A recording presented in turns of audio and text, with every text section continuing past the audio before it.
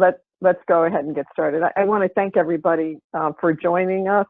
Please, put in the chat or raise your hand if you're having any trouble with, kind of either seeing anything or audio.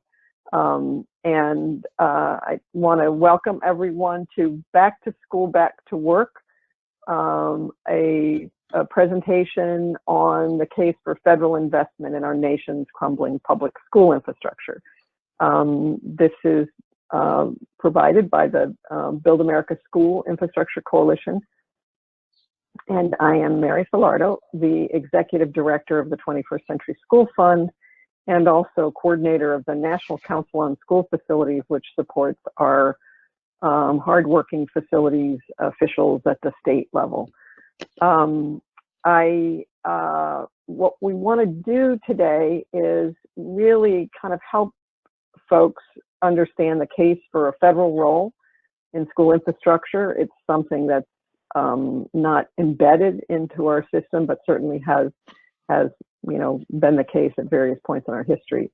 We want to provide you some perspectives from the field, from Philadelphia and from Dekalb, Georgia, and then we'll have an opportunity to talk about why there's some real opportunities for congressional action. So let's see, can you see there?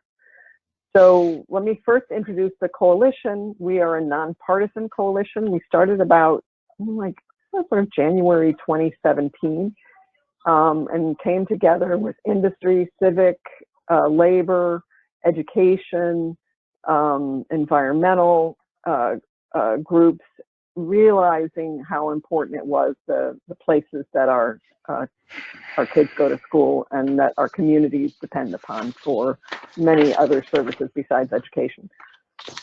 So on today's panel, myself, Mary Filardo, Jerry Roseman. Jerry, say hi. Hello to everybody. Sorry about the camera problems. Yeah, Jerry's at the Philadelphia Federation of Teachers, the Health and Welfare Fund, and also works very closely with a civic-based and labor coalition concerned about healthy schools. Noel, Maloof, say good afternoon. Yeah, good afternoon, Mary. Thank you for having me here with you today, and we look forward to getting into this discussion and sharing some great information about school facilities. Great, thanks. And Brian? Hello, glad to be here. Yeah, thanks for being here. So, okay, why federal funds for school facility infrastructure? If you leave with nothing else, would like you to appreciate the scale of public pre-K-12 public school buildings and grounds, the structural inequities that are built into the system of financing school facilities, and that there's a real strong return on investment from school modernization. So those are really the buckets that we're speaking to today. The scale, 1 in 6 Americans are in school every day, or in the case of a COVID pandemic, it really leads the shutdown of our communities when you pull that many kids out of school every day. It's about 7.5 billion gross square feet of space, and capital outlay for school K-12 school facilities is the second largest capital outlay for state and local government, only next to highways. Some cases it's more than highways, in some cases it's less. And there's about $2 trillion of replacement value in this real estate. Again, another point of scale, school districts and states spend about $100 billion a year on their school buildings. About half is spent on their capital construction needs. And that's just not new construction. It is also, replacing a roof and a boiler. And about the other half is spent to maintain and operate these buildings. So this is the cleaning, the repairs, the utilities, and the building-based security. I kind of like the slide. It gives you an idea of, this is spending per student by state. This data is reported every year by school districts to the U.S. Census of Governments in their finance survey. And on average, over the 20 years, about $18,000 was spent on school facilities. And what you can see, though, is there's a lot of variation on this spending. Next.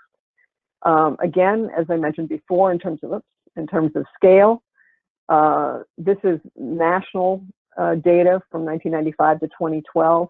The orange is how much of the state and local capital outlay is spent on K-12. The green is on higher ed. The gray, which says 32%, is capital outlay on highways. So you can see that it's a very large sector. The other element of scale is the scale of the need. So on June 4th, GAO just issued a report that they've been working on for almost the last year, and they found that in at least almost half of the school buildings, at least in the districts, half of the schools need updates or replacements of mechanical systems. So that's your air conditioning, your air moving, your heating. But even in all of these other components, it's almost a quarter of the school districts have half or more that need upgraded or new plumbing, windows, fixtures, doors. I mean, when you've got an old infrastructure, there's really a lot that needs to be done. Again, in terms of the need, we've estimated there's about a $46 billion annual gap for both maintenance and capital. About $38 billion a year is what we're short, and that's with that 20-year average. So not counting on a second recession. So scale is one of the reasons we need. It's a big problem. It's going to take federal, state, and local at the table. The other reason we need a federal role is because of an equitable funding system.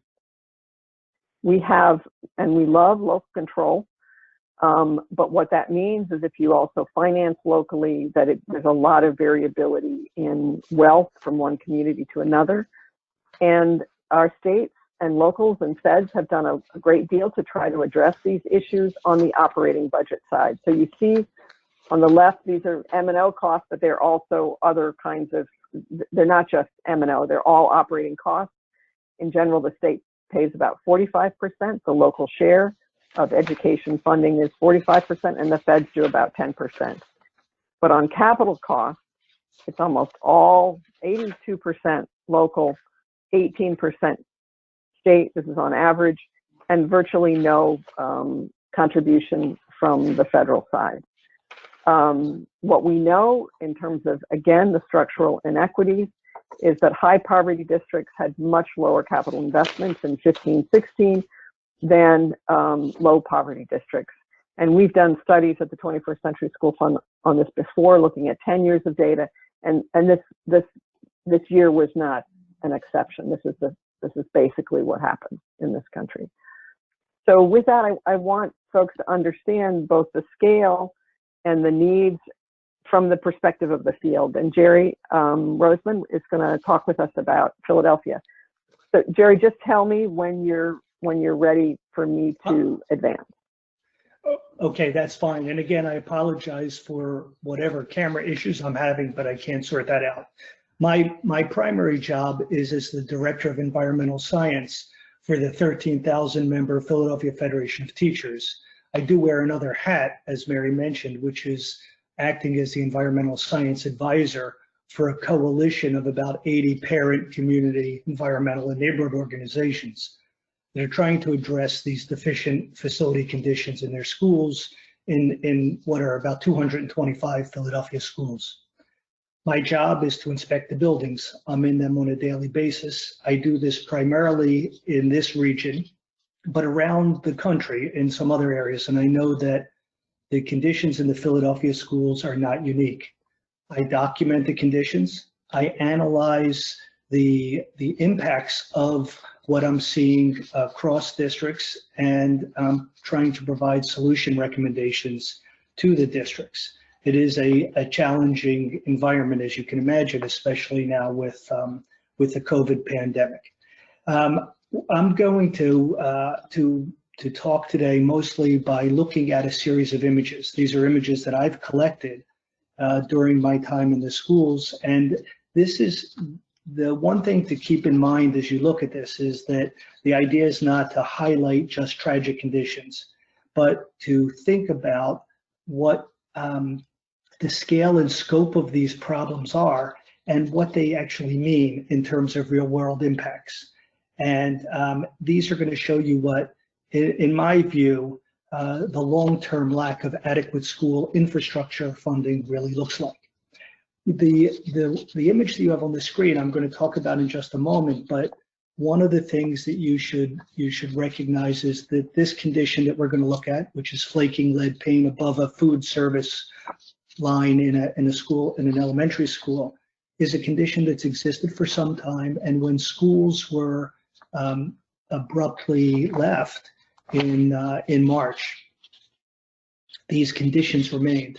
And if not addressed, they're going to be conditions that people are going to come back to, which I think in and of itself is going to be a major issue. So Mary, do we have this slide up now? This slide of the food service area? Yes. Okay. Can folks see that? Okay. Yeah. So what you're looking at here is an overcapacity elementary school. You can get a sense of the size and scale of the number of people in the Philadelphia school district, the children with special needs and disabilities, economically disadvantaged students, minority populations, and of course, in many urban districts, you have very high asthma prevalences that are further impacted by these conditions. And here, this chipping paint that we were just looking at is, yep, I'll put it back. Yeah, that's okay. That's fine. It was not considered to be an emergency to deal with, and because the funding issues are so inadequate, anything that's not an emergency may be left in place until it kind of becomes one. So we can go to the next slide. Yeah. One of the kinds of issues we grapple with all the time is you take a look at a book closet where there's extensive water damage and you'll see on the right side of the slide the scale of the school district that I work a lot in, the size, 225 buildings, 70 years plus of age. These things are going to matter as we talk about infrastructure funding. 10,000 classroom spaces. We have a 25-year deferred maintenance backlog and $7+ billion in needs. And one of the major issues that we grapple with are the cascading and consequential damages of facility condition issues. So here you don't have students in this area, but what you do have is our supplies that will become damaged and then end up impacting educational quality because you won't have these to use, and also costs, and will divert further costs from facilities, maintenance, and operations. So Jerry, I just want to interrupt for one second. You know, I want to invite folks, if you have comments or questions, please put them in the chat, and we may be able to get some at the end of the presentation, but if we don't, we'll follow up with an FAQ so, you know, to respond to any questions. So just want to welcome people to use the chat if they want to. Sorry, Jerry, go ahead. No worries at all. I think you're looking at another school situation, and understand these are not cherry picked nor, unfortunately, very atypical. Here, there's a profound steam leak. Because it's a maintenance space, it's left alone for quite some time. Again, there's not the ability to get to all of these leaks. And so this leak is left alone and eventually causes extensive mold growth throughout the cafeteria and the bottom level of the school. So you're looking again at some of these impacts that go way beyond a situation. And the reason for this, as you'll hear me repeat, is that when dollars are inadequate, what happens is the focus is on emergency maintenance. And there's nothing more expensive than emergency maintenance. Okay, we can go to the next one, Mary. Yeah. this is again showing some of examples of what happens. On the far left, this is a high school where the roof drains are left alone. When there's no rain and no leaks, there's no problem. There's not time to do preventive, routine, or even predictive maintenance. And one day when it's a long weekend and there's a pouring rainstorm, you end up compromising the inside of the building. So one of the things to recognize here is that, spending no money or too little money is often spectacularly more expensive than right sizing the kind of dollar spent. So here, instead of the $500 drain cleaning done routinely, there was a $100,000 need to deal with the issues in this school. You're looking at mold growth in the other two photos that are associated with poorly maintained heating, ventilation, and air conditioning systems. We can move on. We'll take a look at the next photo. Yeah. This is another elementary school where you're looking at two particular kind of problems. It's in a bathroom. This is an unsupervised space in many schools. Again, you see lead paint on the wall that is both bubbling and flaking off. Children, as they walked into this space, would run their hands along the surfaces. And at the bottom left of the photo, you see an unguarded radiator. Many of our schools have no heating, ventilation, air conditioning systems, like many schools, again, across the country. And in this case, these radiators are at 200 degrees Fahrenheit, causing severe burn issues and hazards. And that's what happened in this school. Okay? Yeah, you can. And while we were in our last school year, there were a number of buildings with serious asbestos problems. And what you're looking at on the left side is a bathroom in a first grade classroom with an unguarded pipe. Often asbestos and other materials may be removed from a pipe, which is a good thing. But again, the money to put back insulation doesn't always exist. So two things can happen. One, less serious than the other. One is that you lose energy and you incur greater utility costs simply because you're just radiating heat in an uncontrolled way. And in the second instance, you have a child, as happened here, who is in the bathroom and gets a second-degree burn from contact with this kind of a hot pipe. Okay, Mary. Mm-hmm. And I think this is the last photo that will give you a sense of conditions in the schools. Again, a major concern of mine is that when problems are small and handleable, they are cost effectively addressed. That often doesn't happen because there's not sufficient resources to do that. So they're left until they get to the point where they are seriously problematic. This is a leak that compromises the floor tile and the underlying floor structure. And one of in the classroom, and one of the things to pay attention to is to imagine how the cleaning of this kind of room is going to get done, especially when staff and students are supposed to return to schools.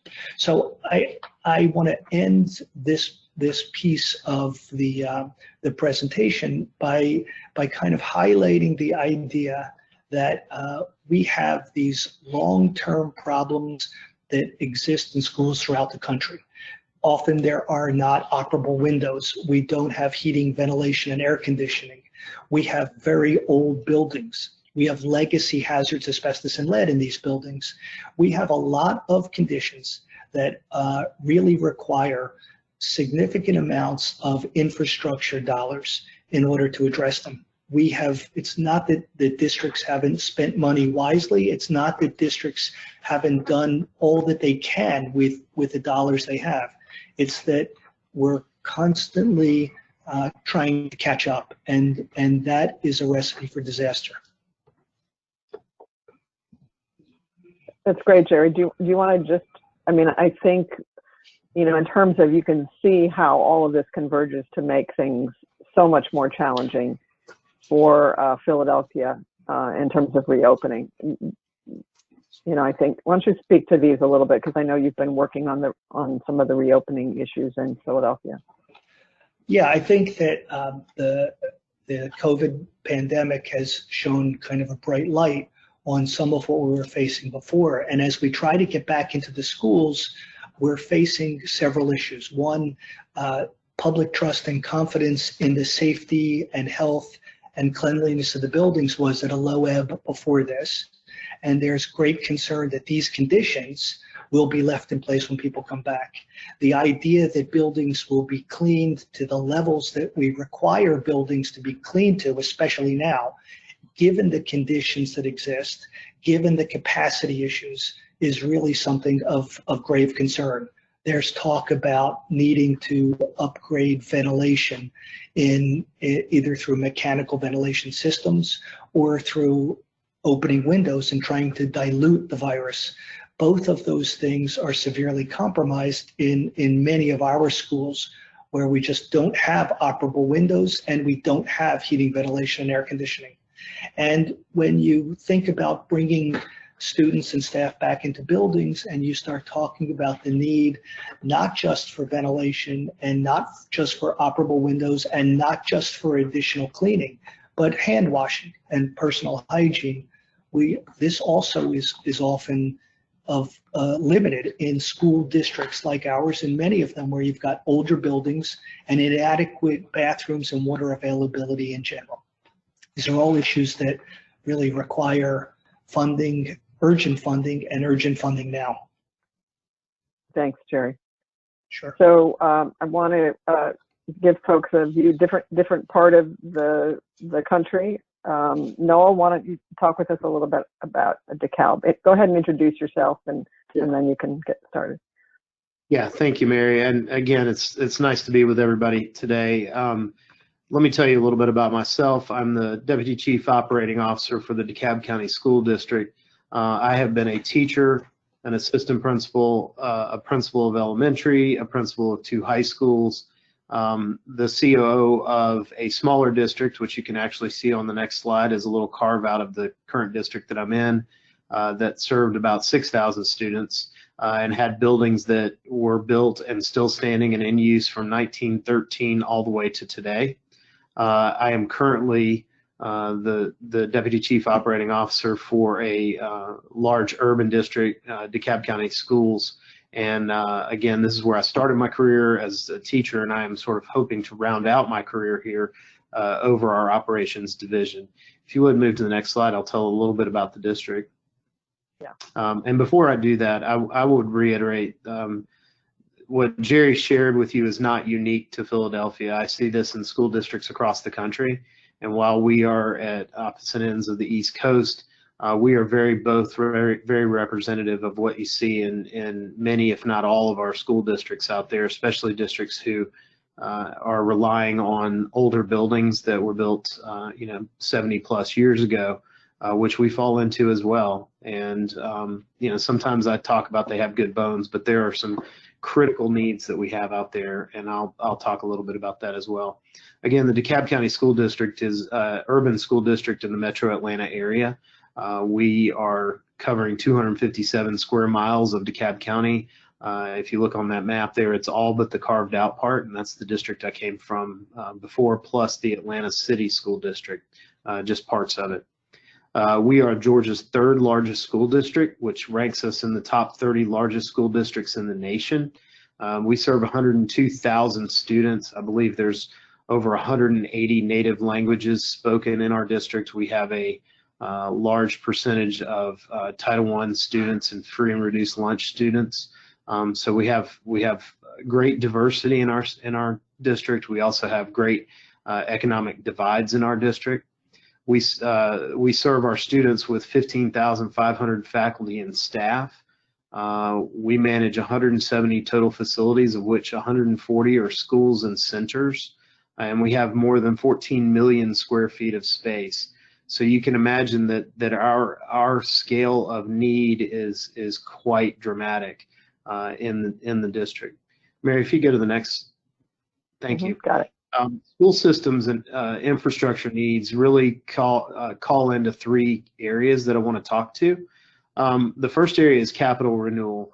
The second area is the capital updates, and the third area is capacity building. When we talk about capital renewal, we talk about things that Jerry shared with us earlier, which is the repairs to the existing buildings and the aging infrastructure. And it's not necessarily limited to just the things inside of the building. I can give you one example. We went and had to replace fire lines and domestic water lines to a number of schools just because of the aging infrastructure on the property, and getting from the county supplied water sources to our buildings. We had to go in and do hundreds of thousands of dollars of work at 3 schools just to replace plumbing infrastructure. We also talk about under capital renewal things like roofs. You know, if you've got a 70-plus-year-old building, those roofs are not designed to last that long.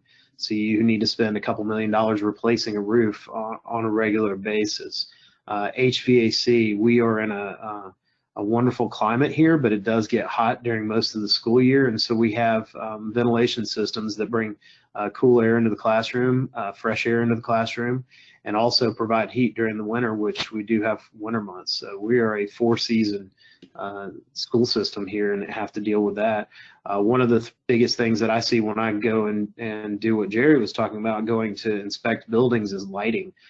It's important to have lighting in the classroom, and it's a big task to keep up with that. And while we are able to spend some of our money wisely on replacing older fixtures with LED lights that last longer and get better energy efficiency, we just don't have the dollars to go in and do that kind of retrofitting or repairs to existing lighting to keep up with the demand.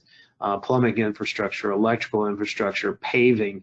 We have some parking lots that look like moon craters where our buses are driving along, and when you talk about that downhill chain of buses driving across bad parking lots, that increases our demand on transportation repairs. Painting, which does not fall under capital construction, that's just a maintenance piece. We deal with lead paint as well, and abatement of other things besides lead paint, where you've got asbestos in buildings, or you've got other chemicals and things that have been stored in buildings for a long time, and you may have to go in and actually clean out an entire room and do some abatement there. So that's the capital renewal piece. The second area is the capital updates, not outdates, I apologize.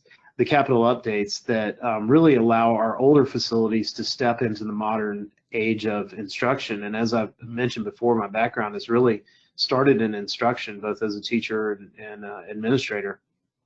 And for us to keep up with what's going on with curriculum and instruction, we on the facility side need to keep up with putting in modern infrastructure for technology and learning. That means new cabling in buildings. That means putting up active boards and touch screens. That means making sure that if we have needs for students with disabilities, we put in sound systems.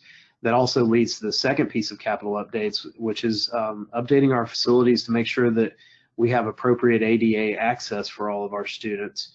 I have gone into buildings where bathrooms are absolutely impossible to get into for a child in a wheelchair because the doorways are too small. So we have to go in and literally do destructive updates to that and get those restrooms up to code. We also need to update our critical systems, and I think Jerry mentioned this earlier, is we want to and have to bring our systems up into an energy efficient and sustainable mode. And this isn't about necessarily reaching standards like LEED standards, but it is about getting our systems to where they're not old dinosaurs that are just eating up energy costs, because that comes out of monies that normally would go into instruction. And with the growing cost of energy, that is such an important part of these updates. The last category that I want to talk to, and I always go with capital updates, my thing is going from chalkboards to touchscreens. So if you can keep that in your mind, that's what we're talking about there. The last area is capacity building. There's about a 3 to 5% growth in schools across the nation. While we do have some pockets of decline, that average is pretty consistent. So we have to put more seats into classrooms, and this is a growing demand, especially when we have economic downturns. Families turn to public education who have not traditionally done so to come to our schools, and we need to be able to provide seats for those students, and that requires either new construction or facilities expansion. So those are the three areas of facilities infrastructure needs from a very high level, but that's what we deal with day to day in our schools. Mary? Yep. There we go. Thank you. When we talk about funding for these three areas, there are, again, three major funding sources for schools. There are local funds that come in, there are state funds that come in, and then there are special taxes that you can levy as a community to make up some of the difference in what the need is, and I'll talk to that a little bit. Examples for our district is the general fund. These are general operating monies, and if you remember from Mary's earlier slide, this is that 45-45 split with a 10% of some federal monies. Although the federal monies cannot be used for this, those are always apportioned out to instructional programs or programs for students with special needs. So it's either general fund monies, or we get state capital outlay funds, and these are monies that are allocated to districts based on need. This goes to specifically capital renewal projects, as I discussed earlier, and new construction or additions. So capital renewal or capital expansion is where those monies go to. And our state provides about a 10 to 15% matching reimbursement on those funds. The third example of what we do is our district participates in something that goes on statewide. It's called the East Blast. And this is a special purpose local option sales tax. It's a 1% sales tax that the voters vote on every 5 years. And for our district, this provides about $100 million a year in monies to go towards either capital renewal or capital construction. So if you boil all this down, we have about a 2.2, if you'll go back one slide. Yeah. We have about a $2.2 billion immediate need based on our current facility condition assessments. We raise about $100 million per year on average. The state gives us another $30 to $40 million on average in reimbursements. We then get another $3 million or so from the general fund for ongoing repairs. So that's about an average of just under $150 million a year to spend on this immediate $2.2 billion need. And if nothing else that I say here runs across, the biggest piece of our need is to bridge that gap. And that's where federal funding can play a part in this process.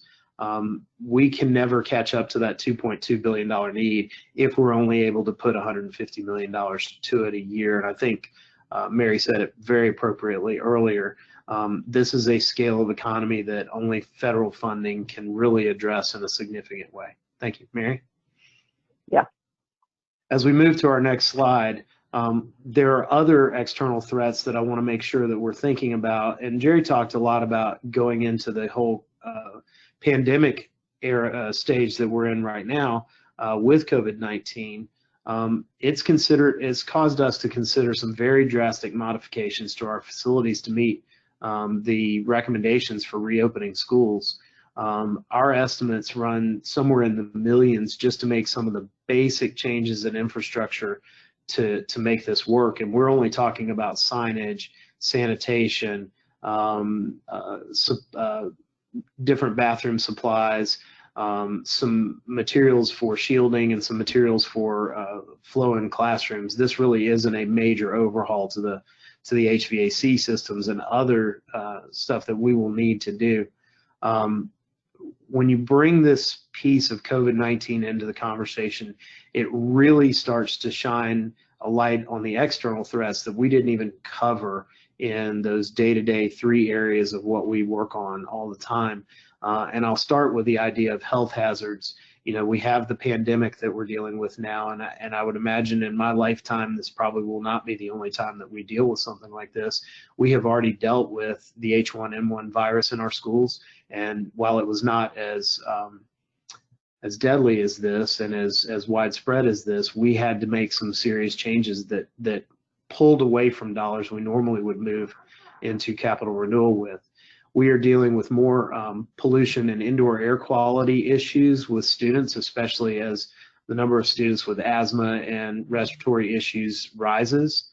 And that puts a big strain on what we do with upgrades to our HVAC systems. We are always dealing with water quality issues, whether it is lead pipes in schools or water quality coming from municipalities. The second piece that we have not talked about in a little while because we've been so focused on COVID-19 is the drastic increase in school violence that we see. Safety and security is playing a huge role in our demands on our schools.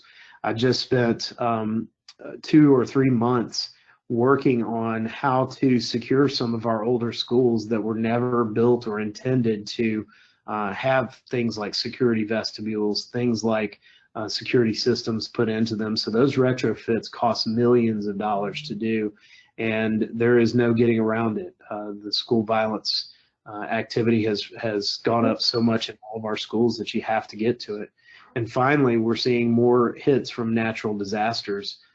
It's not just the pandemics, it's the hurricanes, the tornadoes, the floods, and the fires. And while that sounds very dramatic, it's very real in all of our school systems.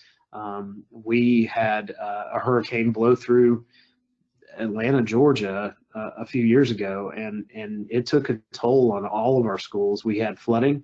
We had electrical problems where things in our electrical systems were getting blown up by lightning storms.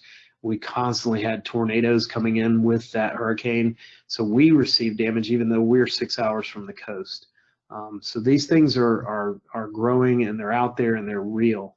And it leads to drain on what we can do as a school system, no matter how smart we are and how responsible we are. Mary, last slide. Yeah, Or next slide. Yeah. What we're requesting and what we're recommending really is the key to bridging this gap, and that is the federal funding. It's not going to solve every problem that we have, but it is important to know that school districts like ours are working hard on building new infrastructure. Our school system just opened 3 new school buildings in the last 2 months. We do a good job of taking care of aging buildings where we can, but we spend too much time in reactive mode and never really get to the preventive maintenance and predictive maintenance that needs to go on to take care of our aging buildings, and certainly do not have enough funding to get in and do the capital renewal that's going to bring those facilities up to where we need them to be. Again, with the careful and continued planning that we do at the local level and the support that we get at the state, adding a piece with federal funding is a key to solving this problem, and would go a long way to providing a healthy and appropriate environment for education for our kids. Ultimately, this positively impacts teaching and learning, and I'll sort of close on this story. I remember as a teacher, I worked in a building that did not have air conditioning, so we had to open the windows all the time, which brought in traffic noise in the middle of class. I had ceiling tiles that were so old and glued to the ceiling that they would fall in the middle of instruction. We had old carpet that was torn and tattered and had a certain odor when you walked into the classroom. We just dealt with it and we moved on. But I even, as young as I am, taught on a chalkboard. So I didn't even have the technology upgrades in my classroom. And I worked with a group of students who were at risk. And those are the kids that we really don't need to be putting into buildings. If anything, they are the group that we need to provide the best facilities possible. So it's not a distraction to their education. And one other point, and I think it'll be made again later in this slide, I work with a ton of people in the construction and facilities industry. And the money that we pump into the economy from this is very sustainable. It's a long-term infusion of stimulus into the economy when we put dollars into it, because schools aren't going anywhere and our business continues on, whatever is going on in the economy. We don't close. And so with federal funding, it is a good investment in the future, both of our economy and our educational system, and that can only make things get better. So I appreciate your time, and I will yield back to Mary, and thank you for having me on this call. No, not at all, Noel. And that was a great transition to Brian. So go ahead, Brian. Thank you, Mary. Introduce yourself again, yeah. Okay, I'm Brian Kennedy, and I'm the Legislative and Communications Director for the International Union of Bricklayers and Allied Craftworkers. We represent brick and block layers, tile setters, and other workers in the masonry trades in the United States and Canada. So I think you've heard a lot so far about how great the need is for us to invest in our nation's school infrastructure. It's true at a national level, and we've heard some pretty dramatic examples of issues at the local level in Philadelphia and DeKalb County. So at the Bricklayers Union, we believe that this investment is critically important and necessary, so we make sure that the nation's students and teachers and other school workers go to facilities that are safe and conducive to learning. But we also see it as a job creating issue. We believe that investment in our nation's infrastructure in general is long overdue, and our economic recovery will ultimately be dependent on our ability to create good paying jobs. So let's take a look at how things are going in the construction sector right now. The unemployment rate is 12.7%. That's the May number. Actually, that's a big improvement over April, where it was above 16%, but it's still a historically high rate, and it's 4 times higher than the unemployment rate in this time last year. We lost over 1 million jobs from February through April, and while there was a significant improvement in May, and part of that is thanks to the payroll protection program, so we thank Congress for that, but the sector remains in precarious position. Next slide. Mm-hmm. Recently, the Association of General Contractors chief economist said that these remain treacherous times with the construction jobless rate high and state and local budgets tight. And it's certainly true that states and localities are facing significant shortfalls in revenue. As a result of that, as we approach the next fiscal year, we see that jobs are being canceled. In fact, 25% of construction contractors report that they've had job cancels that were scheduled to begin after June. So we have a serious need to invest in infrastructure to stimulate our economy and a serious need to address the problems with school infrastructure. We believe that the Rebuild America Schools Act is the answer. RASA invests $100 billion in school infrastructure over 10 years, $70 billion in direct grants and $30 billion in bonds. Just next slide. So this will leverage federal, state, and local resources, and the Economic Policy Institute estimates that it'll create 1.9 million jobs.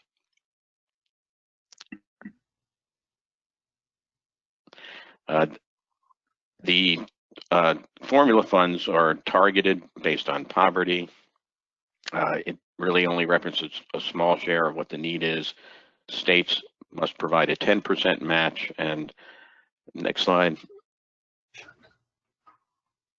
It also creates a data system that will help track needs as we move forward. I go next slide. So Congress is currently working on a comprehensive infrastructure proposal to help stimulate the economy. We believe that schools must be a part of that proposal. You go next slide. Mm-hmm. You see there's overwhelming support among the public for investing in school buildings. And then next slide. And there's bipartisan support for the idea that schools should be a part of any comprehensive infrastructure proposal. What you see there is a letter sent by Congressman Dave Joyce and a number of other Republicans supporting that idea.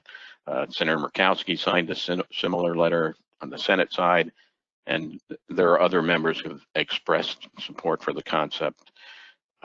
So we believe it's time to invest in schools infrastructure, and we hope that you'll support that. Back to you. Yeah, thank you, Brian and Noel and Jerry. And I think we have a few minutes here. I don't know whether there are any folks who have questions or comments that you would like to share with us. You know, I certainly think that the issue of the concern sometimes brought up around local control. School districts know how to maintain local control and use federal dollars. That's certainly been the case out west with, whether it's impact aid dollars throughout the country or with, timber dollars or other things that come through the federal government that go and are kind of fungible dollars for school districts. And with a dedicated capital outlay dollars, you know, I think we're not concerned about losing local control, but what you can see is the incredible need for, you know, I like to say having the whole family at the table. It's such an important sector. It's such an important area to invest for the overall future of the country, and the scale is great. Plus, the structural inequities are great. And so we really think that, you know, now, you know, the time has been now before, but it's a time that really worth getting the policy and the funding aligned to help our school districts and our communities. So I don't know, Allie, are you seeing any questions? Because otherwise, I think we can, you know, the recording will be posted on the basic website, and the PowerPoint will be available. So are you seeing anything, Allie? I'm not.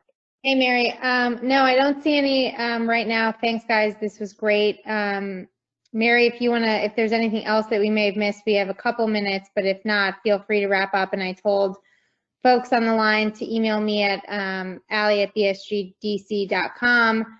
And of course, you know, as infrastructure picks up in the next couple of weeks, you know, we are here to provide you guys more information. And I sent you guys the list or the link to buildusschools.org, which has a ton of fact sheets. It has our analysis of the Rebuild America Schools Act and the amount of funding that we're requesting. And so we encourage everybody to check out our website with a lot of fact sheets that for Hill staffers you can share with your bosses, and for anyone from organizations, we encourage you to use this on the Hill as Congress looks at infrastructure packages in the next coming weeks or months.